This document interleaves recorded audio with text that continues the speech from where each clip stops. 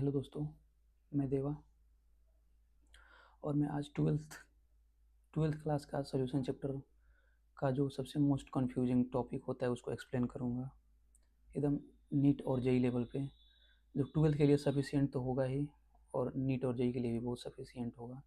जिसमें सबसे most confusing topic जो स्टार्टिंग में होते हैं डाल्टन्स लॉ, हेनरी लॉ और राउल लॉ, जिसमें अक्सर स्टूडेंट कंफ्यूज हो जाते हैं। तो चलिए मैं उसको अब आपके आज सारे डाउट क्लियर कर दूंगा। मात्र 15 मिनट में आपके सारे डाउट क्लियर हो जाएंगे, मैं गारंटी देता हूँ। तो चलिए शुरू करते हैं। तो चैप्टर कौन सा है? हम लोग का चैप्टर है सोल्यूशन।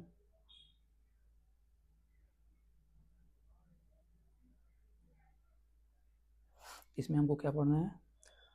हमको पढ़ना है डाल्टन्स लॉ,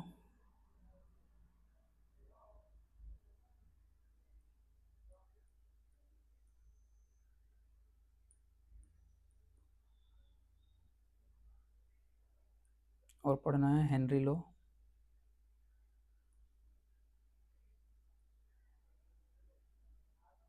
और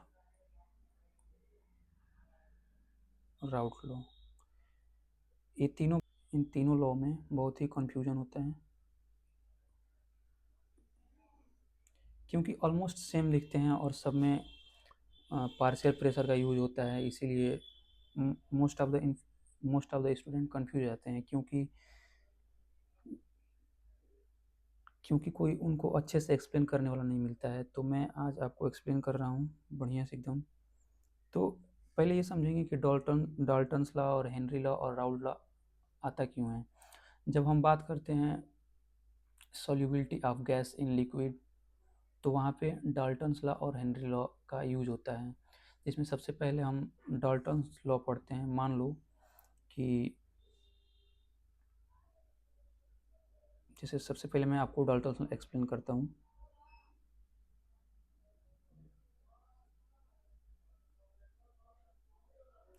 मान लो एक कोई बोतल है जिसमें पानी है और उसमें हवा भी है, जैसे मान लो।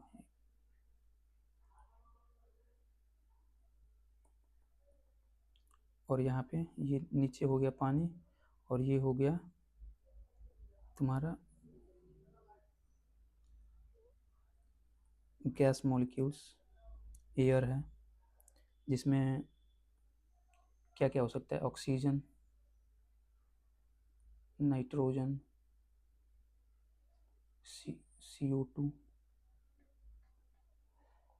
ठीक। तो अब ये सब गैस जो हैं, ऑक्सीजन, नाइट्रोजन और कार्बन डाइऑक्साइड, ये सब इस कंटेनर के जो इस कंटेनर का जो वाल है, ये वाला, इस पे कुछ ना कुछ प्रेशर एक्सर्ट कर रहे होंगे। तो डाल्टन्स लॉ ये कहता है कि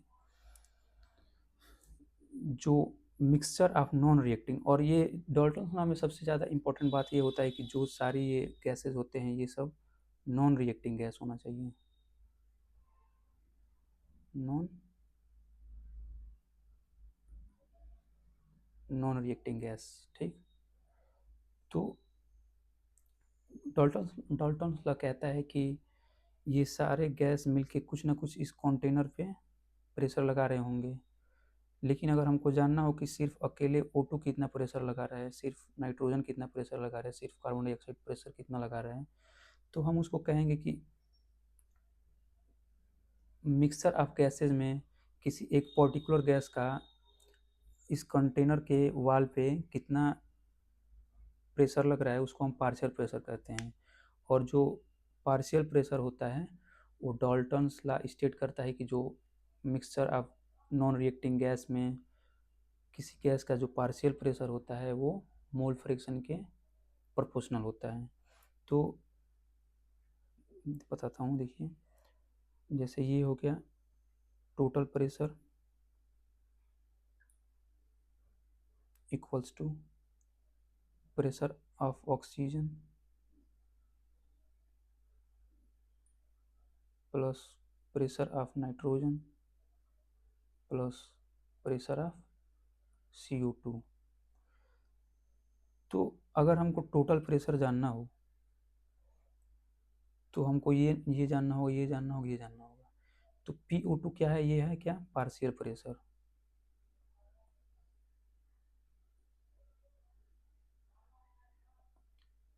तो हमको पार्शियल प्रेशर जानने के लिए डाल्टन्स लॉ बोलता है कि किसी mixture of non reacting gas में किसी पर्टिकुलर गैस का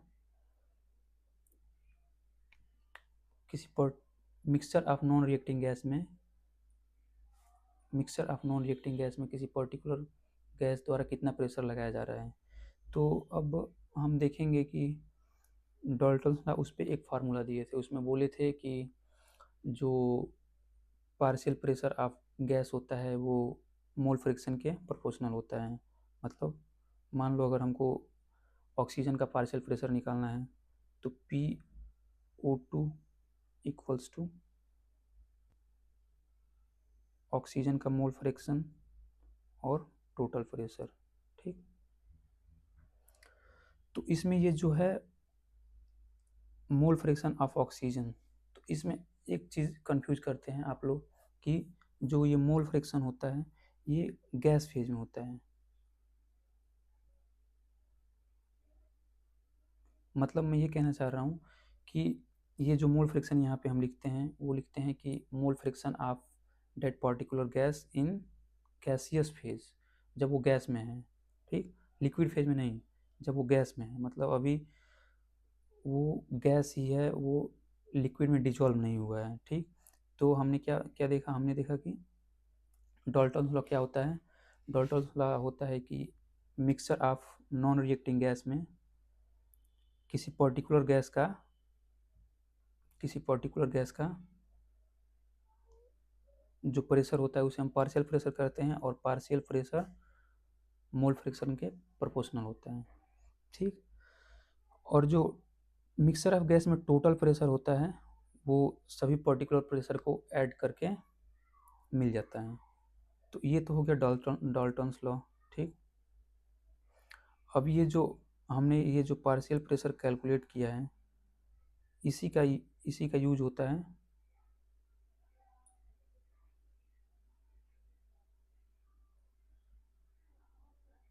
हेनरी लॉ में।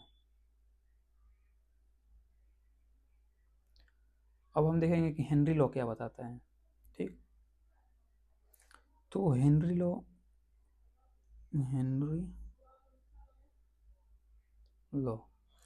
हेनरी लॉ कहता है कि मान लो ये जो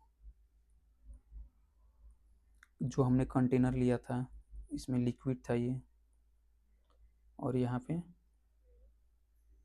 गैसेस थे। कौन कौन से गैसेस थे?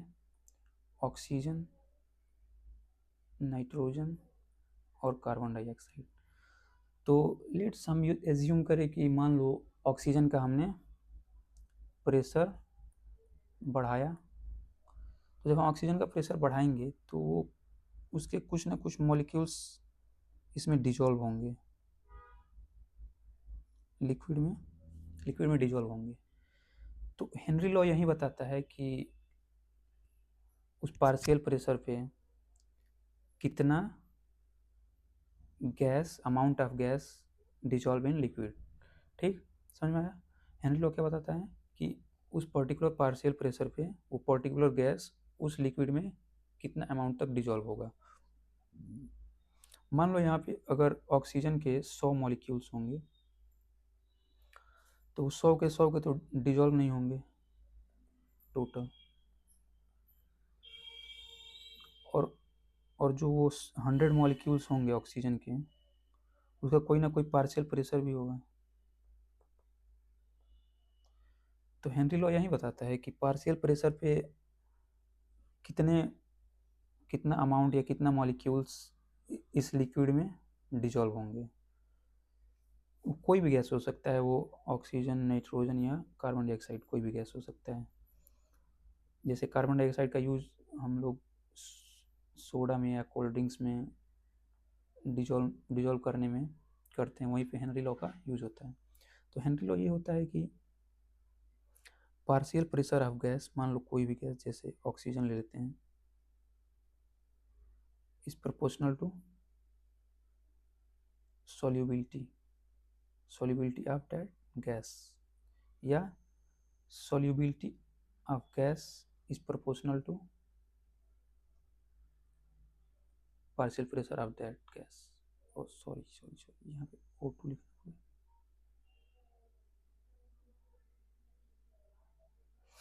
ठीक, तो इससे यहाँ पे एक फार्मूला बन जाता है अब कि जब हम प्रोपोर्शनल हटाएंगे तो solubility ऑफ मान लो oxygen is equals to KH into partial pressure. ठीक, या ऐसा भी लिख सकते हैं partial pressure of oxygen is equals to KH into solubility of oxygen. ठीक, और इसका एक जो solubility होता है यहाँ पे मतलब 3-4 टर्म आ सकते हैं। ठीक, जैसे हम यहाँ पे मास भी रख सकते हैं जिसका यूनिट ग्राम में होगा। यहाँ पे हम मोलैरिटी का भी यूज कर सकते हैं। यहाँ पे हम मोलैरिटी का भी यूज कर सकते हैं।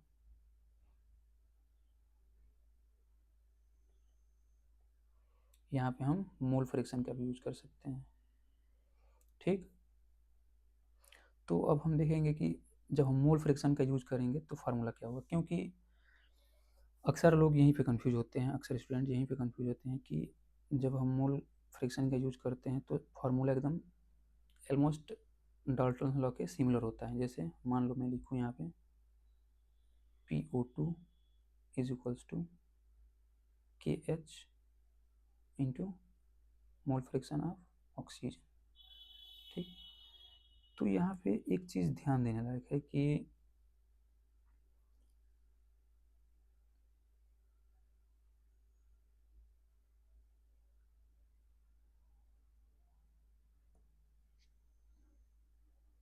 एक मिनट रुक जाओ, थोड़ा सा इसको एडजस्ट कर लूँ।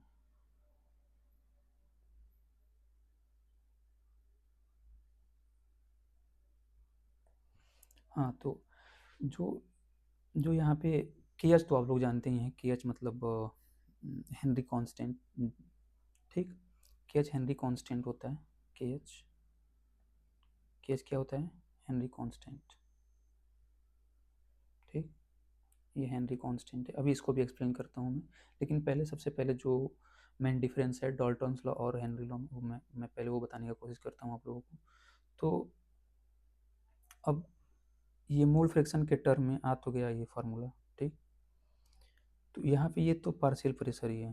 क्या ये क्या है आपका?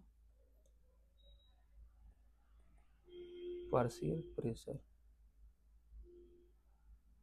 जो किससे मिलेगा आपको? डाल्टन्स लॉ से।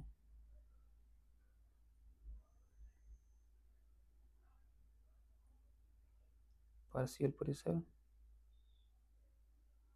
PO2 इक्वल्स टू क्या आया था? Total pressure. ठीक, तो ये तो डाल्टन्स लॉ से हमको मिलेगा। लेकिन अब जो यहाँ पे सबसे मेन डिफरेंस होता है, जो डाल्टन लॉ में ये जो मोल फ्रैक्शन होता है ये गैसियस फेज में होता है,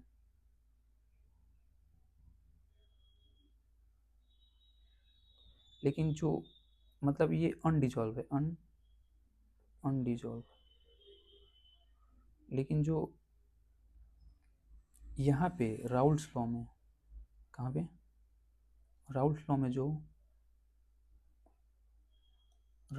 जो होता है ये मोल फ्रैक्शन, ये क्या होता है? ये mole fraction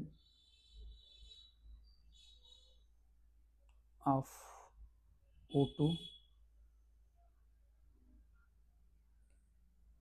in dissolve phase, मतलब लिक्विड में डिजॉल्व अमाउंट को बताता है। मतलब जो लिक्विड में डिजॉल्व है, मतलब वो एयर में नहीं है। अगर एयर बोलेगा कि मोल फ्रिक्शन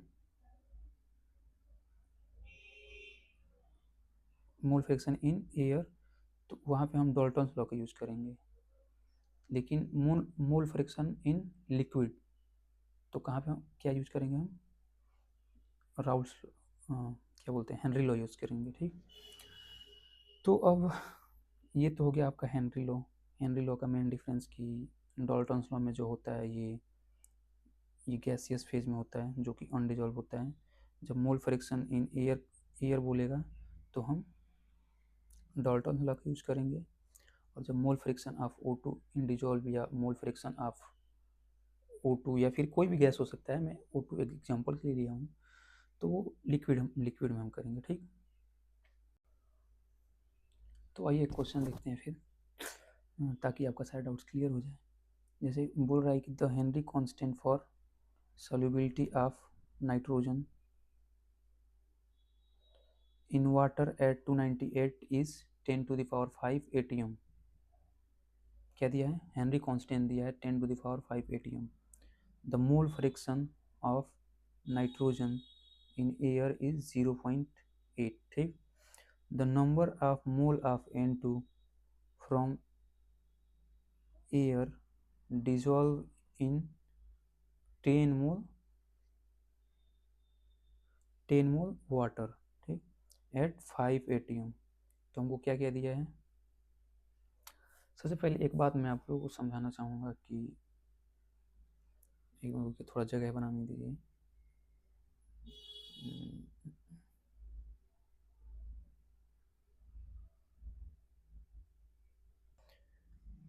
के एच मतलब जो यहाँ पे होता है Henry constant,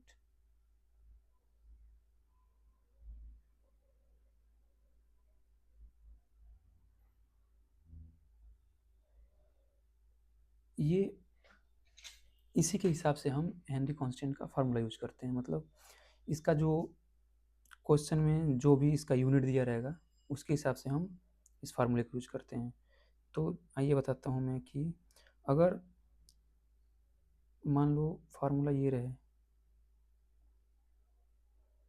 solubility equals to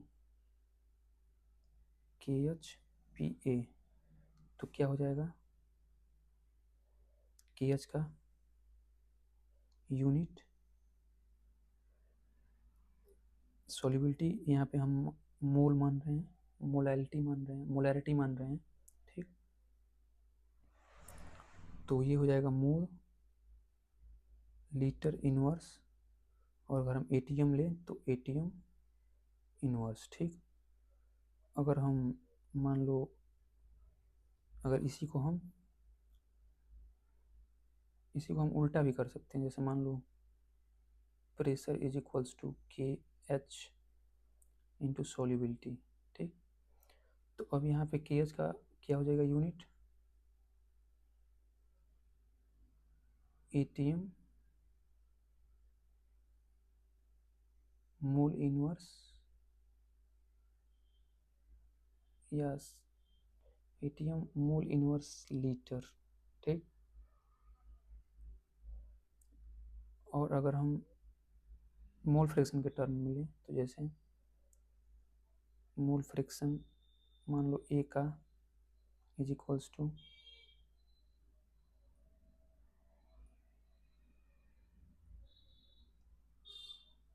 KH into PA। यहाँ पे जो PA है ये क्या है, पार्शियल प्रेशर है। और यहाँ पे जो हेनरी लॉ में जो मोल फ्रैक्शन है वो लिक्विड फेज में है, मतलब डिजॉल्व फेज। तो अब यहाँ पे KH का यूनिट क्या होगा, एटीएम इनवर्स। ठीक, और फिर इसी को हम ऐसे भी लिख सकते हैं, PA equals to KH mole into mole fraction. तो अब यहाँ पे इसका KH का यूनिट क्या हो जाएगा, सिंपल ATM या पास्कल या बार या mmHg हो जाएगा। तो फिर अब देखते हैं, यहाँ पे हेनरी कांस्टेंट ATM में दिया है, तो कौन सा फार्मूला लगेगा, ये वाला, क्योंकि इसी में हेनरी कांस्टेंट का यूनिट ATM में है। ठीक है, यहाँ पे देखो हेनरी कांस्टेंट 10⁵ ATM दिया है। ठीक, और मोल friction of N2 in air बोला है, एयर मतलब वो डाल्टन्स लॉ का बताना चाह रहा है। तो यहाँ पे कितना है, 0.8 है। The number of mole of N2 from air dissolve in 10 mole water at 5 ATM। तो क्या क्या दिया हमको दे दिया है KH कितना दिया है, 10⁵ ATM। ठीक, और क्या दिया है, नाइट्रोजन का मोल फ्रैक्शन दिया है,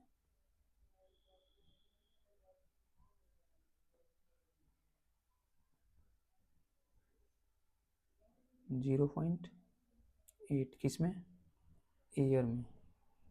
ठीक, और क्या दिया है, नंबर ऑफ मोल बताना है,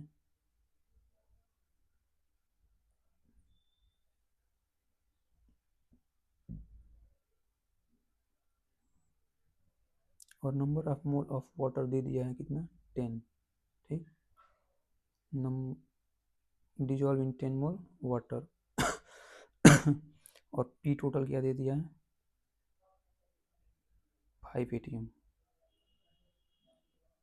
ठीक, तो अब देखते हैं हम इसको कैसे सॉल्व करेंगे। ठीक है, आइए समझते हैं। तो अब देखते हैं कि जो हम लोग का KH दिया है, KH किसमें, ATM में दिया है, तो कौन सा फार्मूला लगेगा, partial pressure of nitrogen is equals to KH and N2, mole fraction of N2। तो ये मोल फ्रैक्शन ऑफ N2 बताना है किसमें, डिजॉल्व फेज में।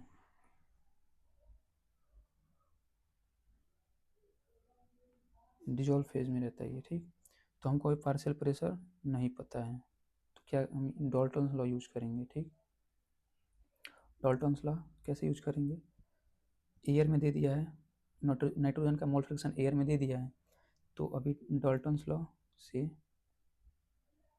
क्या होता है, any particular gas is equal to mole friction of that gas into total pressure. ठीक, तो अब हम क्या करेंगे, पार्शियल प्रेशर के लिए मोल प्रेशर दिया है, मतलब ये गैस फेज में, मतलब एयर में कितना दिया है, 0.8, और टोटल प्रेशर कितना दिया है, 5। तो ये कितना हो जाएगा, पार्शियल प्रेशर 4 हो जाएगा। ठीक, तो अब यहाँ पे हम रखेंगे 4, और KH कितना दिया है, 10⁵, और जो मोल फ्रैक्शन जो होता है उसका ये फार्मूला होता है, mole fraction of nitrogen is moles of nitrogen upon total moles, तो into mole of nitrogen upon mole of water. ठीक, मोल ऑफ वाटर 10 है, तो अब इसको जब इधर गुणा करेंगे तो ये हो जाएगा 4N2 plus 40 equals to 10⁵ N2। ठीक, तो ये जब इसमें इधर जाएगा घटेगा, तो 10⁵ में से 4 घट जाएगा, तो ज़्यादा कोई फ़र्क नहीं पड़ेगा, इसलिए हम इसको इग्नोर कर देंगे। ठीक, तो क्या बचेगा, फिर 40 बचेगा सिर्फ, तो N2 इक्वल्स टू हो जाएगा 40 अपन 10⁵, जो कि आंसर हो जाएगा हम लोग का 4 × 10⁻⁻⁴। आया समझ में। तो आज के लिए बस इतना ही। अगर अच्छा लगा हो तो लाइक करिएगा।